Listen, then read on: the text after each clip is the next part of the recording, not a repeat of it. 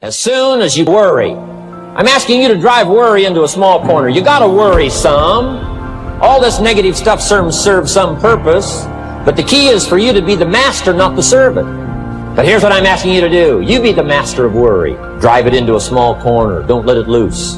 And I'm asking you to go home with some new faith and some new courage. I'm asking you, don't worry. Drive it into a small corner. We've all got concerns, and sometimes we all wonder, and sometimes there's a little crack of doubt. We worry a little, but I'm telling you, drive it into a small corner. Drive your worries into a small corner. A couple of more enemies of the mind you got to do battle with in the summer.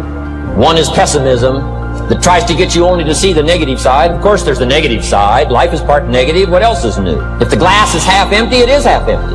You say, well, I've been only taught to see that it's half full. Well, sure, it's half full.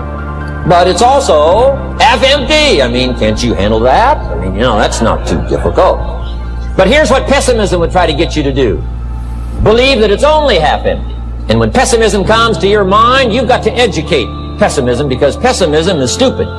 Learn from your own experience, right? So the call didn't go well, all the stuff. Guess what they did when they finished that call? They made another call. What else could we do to make it better? How could we possibly improve? This is called the possibility for life change. Starts with education. Don't be lazy in learning. Don't be lazy in picking up the ideas. Don't be lazy in learning from your own experience.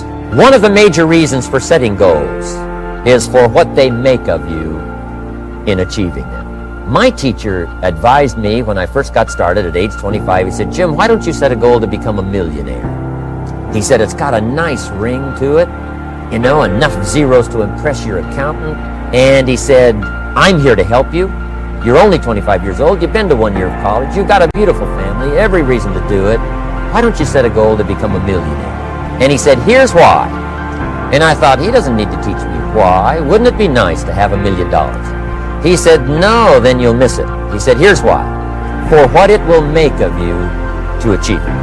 I'm telling you, that statement changed my life. Set the kind of goals that will make something of you to achieve it. He said, now, once you become a millionaire, what's important is not the money. I thought, that's kind of strange teaching. He said, honest, it isn't important. He said, you could just give the money away. Now, I did better than that. I lost it all. By the time I was 31, I was a millionaire. By the time I was 33, I was broke. But when I lost all my money, guess what? I found out Mr. Shoaff was right. What was valuable was not the money. What was valuable was what I became to earn the money. The skills I had, the knowledge I had about the marketplace, the values that I had going for me, they were more valuable than the money. And here's an important statement to remember.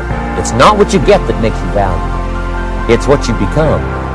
So part of the key here is to set the kind of goals that will make something of you. Don't set them too low so that you don't have to grow and you don't have to read and you don't have to try and you don't have to stretch. Don't set them too low.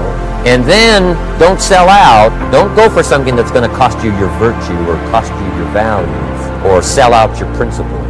There's a good middle road here to follow. Goals that will inspire, goals that will help you grow, change, develop, and become better than you are. The power of extraordinary performance and demanding of yourself excellent results.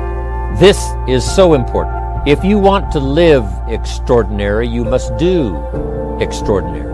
If you want an extraordinary income, you must do extraordinary things. If you want an extraordinary fortune, you must go with the demands of what it takes to have that fortune. If we would ask of ourselves that kind of performance, and you've got to ask it of yourself. I can't ask it of you. I would try to inspire you. I would try my best to share with you what it might taste like, what it's like to finally make your fortune. It happened for me. But here's what you must do. You must demand it of yourself. Society does not demand that you not have a heart attack. But if you want to escape having a heart attack, you must demand it of yourself. Society doesn't demand that you prove your health. You have to demand it of yourself. Society doesn't demand that you jog around the block every morning. But if you want good health, you must demand it of yourself. Society doesn't demand that you read a couple of books a week and improve your intelligence and your knowledge. That you must demand of yourself. Society does not demand that you build a financial wall around your family nothing can get through. That's not a demand of society. But you must demand it. If you wish it, you must demand it of yourself. Society doesn't demand that you learn a list of 10 skills. in order to ensure your own future and the future of your family. Society doesn't demand it, doesn't require it. It is not a law. But if you want the benefit, you must demand it of yourself. If there's some things you've been postponing, some decisions you have just, haven't gotten to, I would ask you to just, take out your journal and just go through, what have I been postponing that's not going to be better for my health? It's not going to be better for my future. It's not going to enhance my finances. Maybe a problem needs to be solved. I got to decide when I'm going to do it and how I'm going to proceed. I need to get to it. I promise you, if you'll go through some of that list and start making those decisions, your inspiration will start to flow, and those could be very critically important, exciting days. Indecision is the thief of opportunity. Indecision means the door is still closed. Indecision means the opportunity waits. Indecision means what could be is postponed or may never be. Those are all the penalties of indecision. And sometimes we can't make a snap judgment. We can't decide immediately on something so important. But after a while, we must understand sometimes the heavy penalty of putting off our decision making.